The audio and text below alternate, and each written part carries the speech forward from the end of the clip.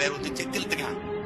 செக்கு மாடு இழுக்க திணறுங்க. அந்த செக்க 2 மாடை பூட்டி இழுப்பான். அந்த மாடு இழுக்க திணறும்.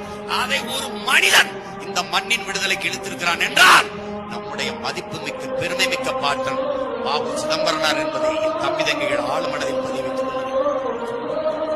அவன் செய்த ஈகத்திற்கு இணையாக தமிழ் இந்த நிலத்தில் எவனுமே இந்த மண்ணின் விடுதலைக்கு செய்ய பெரிய செல்வந்தன் சொந்த அம்பட்டையும் இந்த மண்ணின் விடுதலைக்காக இழந்தார்.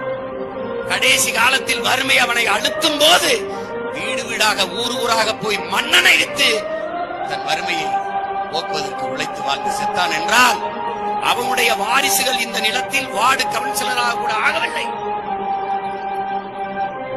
அதை எவேவனோ சோழ பேரரசோட 29 ஆண்டுகள் தான் இருந்திருக்கு. பராரிகள் 50 ஆண்டுகளாக வந்தவன் போனவன் நாடு